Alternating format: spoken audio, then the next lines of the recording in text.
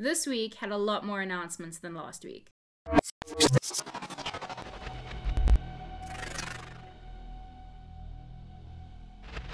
Welcome to episode 4 of the After Action Report. As always, my name is Shani Zide, and we actually have a bunch of stuff to talk about this week. There were more roster announcements this week. There was another LAN announced. There is obviously the double XP giveaway that I'm going to be announcing the winner of at the end of this video, so hang around for that. And I can imagine that scrims are well and truly underway within COD-ZA, because COD-ZA has actually been relatively quiet on the kind of posting grind, I guess.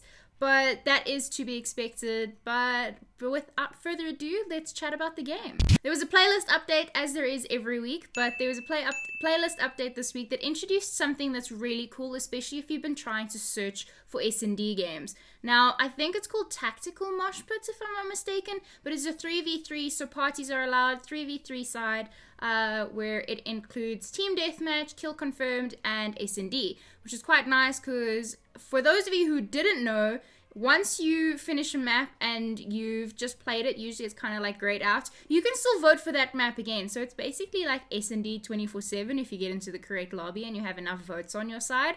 But that has been really, really nice for people who have been trying to get hold of S&D games to play in order to get S&D wins, bomb plants, all of those things, working towards those calling card challenges. So that's been really cool to play, as well as as much as it's not great for someone that's maybe starting out on Call of Duty or just trying to find the ropes in the new game, so you do see a lot of lower level players playing, which, I mean, if you're a higher level player, you just know, okay, well, easy dubs. But I feel sorry for, like, I don't want to call them noobs, because not all of them are noobs, but just, like, the lower level, lower tier people that are like, hey, there's a playlist, it's featured, let's play it. I love that we're being able to play S&D games, trust me, 100%, but in the same breath, I'm also like, shame, but maybe they should go play something else. There are tons of other gun games still around as well, so there are tons of other modes for them to play. It's just, I'm thoroughly enjoying the 3v3, and like for me to be saying that I'm enjoying playing S&D, I barely touched S&D during World War II, so that's saying a lot. Also, I've improved as a player though. I'm not comp level yet, but I have improved a lot. Then they are also going to have their first weekend of double tier XP happening this weekend, which is obviously super exciting for those of you who are trying to grind through the black market rather than buying your way to level 200, which I know I'm gonna grind. I need the unicorn camo in my life, like it's just facts, and the hula hoop emote, and I just need so many things in my life. I also need the calling card with the T-Rex being ridden by a cat, because who wouldn't want that, right? Then with the update as well, they released a bunch of changes. Now I don't want to go into too many details, but I know it was a very blackout heavy change kind of focused update. They obviously introduced the Blightfather, which is a boss fight that spawns at Asylum only when the red light is there. It's from the Zombies history, so I don't know too much about it, but I know that it drops a ridiculous amount of loot, or that there is a lot of loot affiliated with it. With that update also came the unlock of some of the zombie characters available, so you can now get their story missions in Blackout to be able to unlock them. I desperately want to unlock Scarlet. Like, that's just all I want in life, is to unlock Scarlet, but I need to drive over someone with a car, which is not my forte. I'll probably have to spend a lot of solos trying to do that. But there was also a bunch of changes to a bunch of weaponry. They've tried to kind of made LMGs slightly more popular, because they did note that they're being passed over more than other guns. So they tried to make the LMGs more appealing. They've tried to make SMGs slightly more appealing. They have reduced, I want to say, recoil on guns like the Rampart, so it's even more deadlier now than previously. They also did a serious crazy buff to the Spitfire, I want to say. I'm pretty sure it's the Spitfire.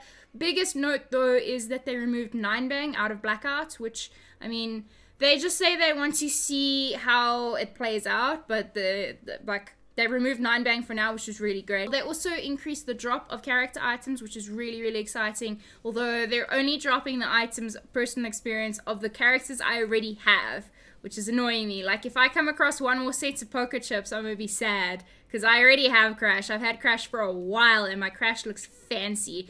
I actually just want, like I mentioned already, I just want Scarlet. That's all I want. Scarlet or Battery, because I have the sickest skin for Battery. The other thing to note is that there have been sufficiently full lobbies, for PlayStation side at least. If you're Xbox or PC, please let me know in the comments below.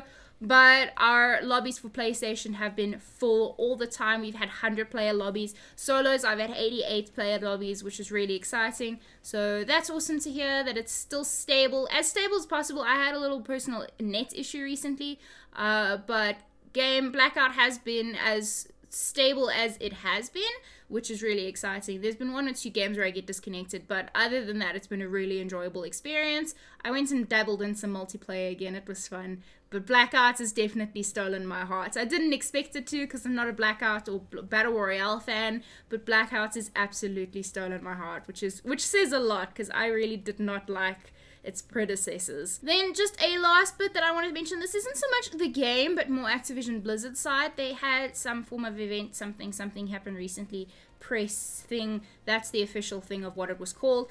But I actually wanted to just read a quote from the CEO that Charlie Intel reported on, just to saying that we have a lot of exciting new content for Call of Duty coming in 2019 and beyond. And then there was also a big focus, the entire, like, I didn't watch the stream or whatever it was, or watch the events, I don't know, but I did follow Charlie Intel's tweets, and there was a lot of focus placed, or a lot of repetition on content. There's going to be more content. We've looked at the longevity of it. Well, they never used the word longevity, I don't think, but it looks like they're focusing on making this game playable for an entire year rather than letting people, and probably beyond. There was a big emphasis placed on content and how it's kind of like they're going to try as much as possible to not let the game become stale and let people get bored after a couple of months. So that's really awesome to hear, especially from a content side, that the game is still going to be as popular later in the year that it is now. I mean, we saw what happened with Scump and his 2K stream and having over 100,000 viewers. So yeah, that is a really good vote of confidence for Black Ops 4 and the Black Ops 4 season. We'll have to see what happens during the course of the year, but starting off, it started off on a really strong footing, which I hopefully can only just build from there. With that all being said though, let's switch our attention to local and let's chat about the scene. Now, there were a lot of teams announced this week. Unfortunately, I don't have enough time to go through all of them because there were a lot of changes, a lot of moves, a lot of free agent announcements. If I've missed some of them, please let me know so I can update my artwork. But that being said, I've had to split my artwork because there's so many teams now into 2 screens, 2 separate pieces of artwork. So here's the first set of teams and here is the second set of teams. Once again, this was all accurate at time of filming as to best of my ability. It is physically impossible to keep track of everyone's free agent announcements, tweets, subtweets. I don't even know what's going on anymore. It was really tough to keep track of everything this week. I also mentioned how Clint was looking for people to mail him about the rosters. He released something during the week about who he had already heard from, so I've included that here. So we heard from Ventus. Ventus haven't made an official tweet, but there's a Ventus roster that's been announced via a tweet that Clint tweeted. So Clint's a zombie trade, by the way. But so I've included all of that, and I'll discuss some of those rosters now. But please, I beg of you, please, CODZA, let me know. I have had people DM me after previous episodes saying, hey, can you change this? Hey, here's an update to that. Hey, keep an eye out. We've got an announcement coming this week. Just keep me, well, I don't want to say keep me in the loop because I'm monitoring as much as I physically can, but I am only human and sometimes I do miss stuff. So that's not 100% accurate. To my knowledge it is, but it might not be. So please let me know if it's changed or anything. But obviously the biggest announcement that I wanted to chat about was the fact that Drewski has come out of retirement and he is returning for Black Ops 4. Now, I want to say he made a big retirement kind of thing during Black Ops 3 when Benson was here for Mag Cup, and then he played a little bit, I want to say, after that. What was the title after BO3? Infinite Warfare. So he played, I think, a little bit during Infinite Warfare, and then he retired like fully, and then he's back now, which it's awesome to see because at a stage, Drew was arguably one of the best players in the country. He was brilliant. Ghost, he was like basically untouchable. That entire Adept team was just crazy. But with that being said, I'm really excited to have someone with his amount of experience with regards to competing and kind of that composure that comes with being in so many grand finals and being on so many main stages and all of that. It's expected for him to have a level of composure that he can hopefully teach or give or pass on to younger members. So That leaves the Clan High Five roster now with Era, Reigns, and Drewski, because Era also announced that he was a free agent, which I didn't chat about last week, but happened. So my personal thinking is that they need to get 2 hot young players on that roster to properly balance it out so that they've got the really great experience. Reigns has been competing consistently, and then Era and Drew are now back, and then they need to balance that out. Personally, I feel they need to balance that out with another 2 hot, strong young players. But we'll have to see. Just because I want to see the young players learn from I'm gonna go ahead and call them vets. But I want to go ahead and see the veterans kind of pass down their experience and their kind of knowledge that they've gained over the years of competing in Call of Duty. So welcome back, Drew. But I've spoken enough about High Five. Moving on to the next team. I don't know what's going on with Pacific Esports. If you have any updates for me, that'd be great. I've added them twice now in 2 weeks, asking them for an update because they were a 5-man roster and now they're down to 1 person because someone DM'd me privately saying that they've now parted ways with the scene, and the other 3 have moved to the Ventus roster, but that is currently a solo 1-man band to my records. Another thing that's really cool this season is that there are more than 1 rosters for a lot of organizations. I know Crypto started Call of Duty South Africa's roster mania off with 2 rosters, which has obviously fallen away now. But apart from that initial two-team organization, Cryptic Nation has 2 teams. Elite Gaming have announced a Bravo team, which I'm expecting them to also have an Alpha team. Then Elite Motion have an Alpha and a Bravo team. Anarchy Gaming, who is a new org on the scene, or a new team on the scene, they have a full 5-man roster, but they also have 5 reserves, which is basically enough for a second team. So I've listed them as 2 separates just because they've got 5 people for both their main team and their reserve team. So if that's the case, I want to see the reserves competing as well as a separate unit and then kind of filling into the main team when and where they can. But that's really interesting to see.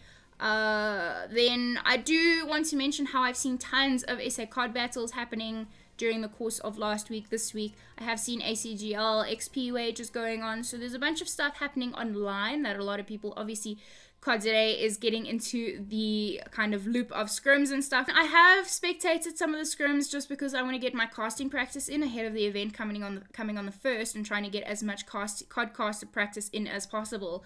But there are a lot of teams that are looking a lot stronger than I thought they were going to be, which is really great. It's a testament to how fun this game is, that everyone is grinding almost 24/7.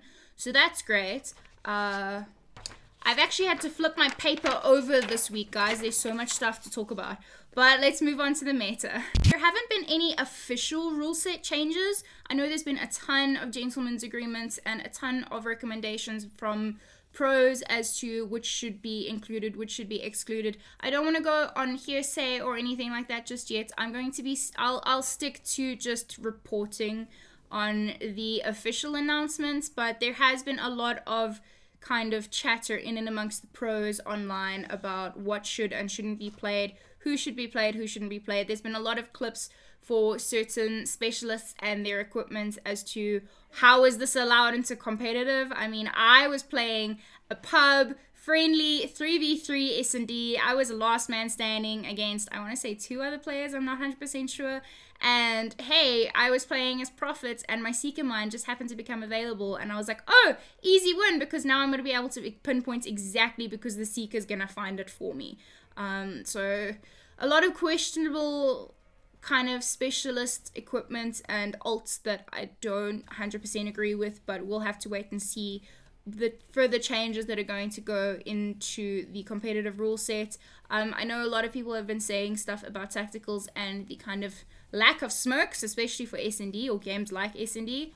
This isn't the rule set that's here to stay. I know that a lot of people want all specialists banned completely. I'm fine with certain specialists being in, but there are certain people or certain specialists that shouldn't have certain equipment. Then just a reminder about the Raven Gamers LAN that is happening in December. Details are in the description below. Yours truly is casting, so there is still space to go register if you are in Johannesburg. That prize pool is 5,000 Rand, so make sure you go check that out. All the details are in the description below. Once again, I am only talent for this event, so I'm not an admin. Don't message me with any support stuff. I won't be able to answer you. Then there was another LAN announced, which is really cool for the Durban people. Gamma announced that there is a Durban Gaming Experience LAN where the prize pool is determined by the amount of entries. So I have linked that also in the description below. And that is going to do it for the meta this week. I know I did omit a bunch of stuff with regards to weapons and blah, blah, blah, blah, blah, with weapon changes and stuff like that. But I feel until the competitive season has actually kicked off, like, competition leagues have started, I can't really chat about any of that just yet because it's all based on scrims and people still finding their feet. But it is really great to see how many scrims are going around, how many teams have come to the forefront. I know there's still a ton of announcements that need to be made, but I'm super stoked about all of this that's going down. And let us move on to the plays. Now, this is another hour of double XP that I had up for grabs. All you needed to do was submit a clip or clips towards the episode this week and you would be entered into the lucky draw. Random name generators ended up deciding that Ludwig would be our winner of double XP. So congratulations very, very much, Nisses. And yeah, let's get into actually watching the plays, shall we? Starting us off is our double XP winner for the week, and this was just like a kind of cheeky, funny moment with 3 freaking elbows to the back of the head. That looks like this was a TDM. Now, this next clip, we've seen some really nasty Annihilator gameplay, but I like to see some Prophet because I enjoy playing Prophet. So here's some ridiculous Tempest gameplay. I've actually lost count how many players he's just stunned, but I mean, this is allowed in comp. And let's be honest, here's a really, really nasty elbow to the back of the head again. But I enjoy playing Prophet, so I just like being able to see people playing the Tempest the way it should be played, rather than me with my measly 2-3 shocks and then not actually managing to finish the kills off. I don't know. Then finally we have another PC player, DieZA, who's got some really, really nasty snipes on Icebreaker. I made a funny joke about that's where all the snipers are. They're playing pubs on Icebreaker. But there's one.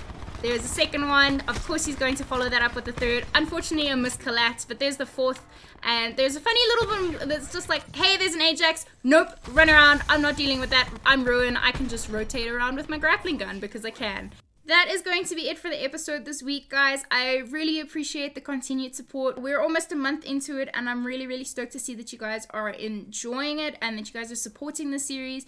I am just excited to be able to do my part for Call of Duty South Africa and COD in general. So yeah, as always, guys, if you enjoyed the video, make sure to leave a like, subscribe if you are new to the channel. I hope that you are playing as close to 0 ping as possible, and then obviously Blackout's working again. So hey, grind that double XP or double tier XP weekend so that you can get through the black market as quickly as possible, and I'll see you guys in the next episode. Cheers!